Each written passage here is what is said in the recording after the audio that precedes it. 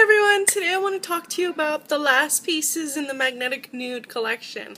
And by last pieces I mean the eyeshadows, the lip gloss, the lipsticks, yeah, and the shadows. So the next few videos, if you watch my channel, are going to be all about that. So let's start with the shadows. There are 5 shadows in the Magnetic Nude collection, and they're all that extra dimension finish, which I have to be honest, I've never been a fan of. First of all, if you drop these, they are a nightmare. Once they drop, unless you're really lucky, and of course I'm not, they break very easily. I've had the shadow pan actually just pop completely off. Like, I was able to hold it. It doesn't shatter, just I was able to hold it. So it's kind of glued in. You can kind of see the glue if you look inside. It's that shiny area. So these are glued. This shadow is glued into the pan. That's a little gross in my opinion. Shade wise, I feel like they did a good selection for nude shades because, hey, let's face it, everybody has different skin tones and everybody's skin tone leans a certain way. So let's start with the lightest shade, which is a Natural Flirt. Now, I'm wearing this shade on the lid of my eyes today, and I feel like for a very pale tone, this is a great nude eyeshadow tone. Definitely great for if you want that natural look on your lid, but you still want a little bit of dimension, hence the extra dimension. Here is a swatch. As you can see, it's a little bit opalescent. You can kind of see it where it'll reflect white, but it's definitely a peachy pink. But it's got a little bit of it's multi-toned. I'm moving my hand so you can see how it looks in different lights. It definitely, if you look at it, definitely has a little bit of that reflection. It's definitely not as opalescent, the actual shade, I believe that's what it was called, but it's going to give you a little bit of extra dimension. Now the next shade is Sweet Heat, and these looked very similar on the website, but they're very different in real life. Sweet Heat is definitely a metallic, whereas, like I said, this one was more, had that opal, iridescent kind of thing going on with it. So, Sweet Heat gives you a coppery tone, so I feel like this would be great for those with a medium skin complexion. Just because it'll give your warmer tones, if you're warm toned, definitely give you that reflection, definitely look really nice, especially if your skin color is close to this. If you're more of like a mocha and you put this on, it'll really just look like you have that shimmer. It'll look very frosty but not overdone, whereas if you put a lighter color like a Natural Flirt, you'll look actually frosty. But it might not be a bad thing. I like frosty shades. The next shade is Amorous Alloy. And look at this. Look at how they put the sticker on here. And this one is definitely a brown. This one would definitely be a nude for the darkest skin tones.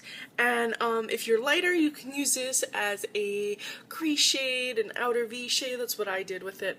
And if you're medium skin tone, this might even be a good lid shade. Also, if you're a light skin toned, you could probably use this as part of a highlighter. And if you're medium skin toned, you could maybe get away with using this as a highlighter. I feel like some of these have multi-use, but I would say don't take my word for it. Maybe take what you have, play around with it, see where it works on your face, because I may say something and depending on your skin tone it may look good, it may not. So this is Amorous Alloy, and this one is the darkest of the metallic shades, and it's definitely got like that copper brown going on. Very pretty. I find all 3 shades make a great eye look, and that's what I did today. I used this on my outer V. These 3 shades I wish would have came in a quad with anything other than carbon. Like, if these 3 would have came with one more shade, oh, I would have been blown away, as long as it wasn't carbon. And then the last 2 shades, which I felt went well together on their own, I feel like they gave you 2 separate looks, are Platinum Love and Silver Dawn, and you can see they really go well together. And this is for like if you want that smoky eye. This kind of reminds me of the very end of the Naked palettes where they add like those black and white shades, those shades where you could still get that neutral eye look but maybe add it in with your nudes, if that makes sense. So Platinum Love I believe was released with Glamour Days. I think this was the shade, I'm not sure, But this is a very pure white silver frosty shade.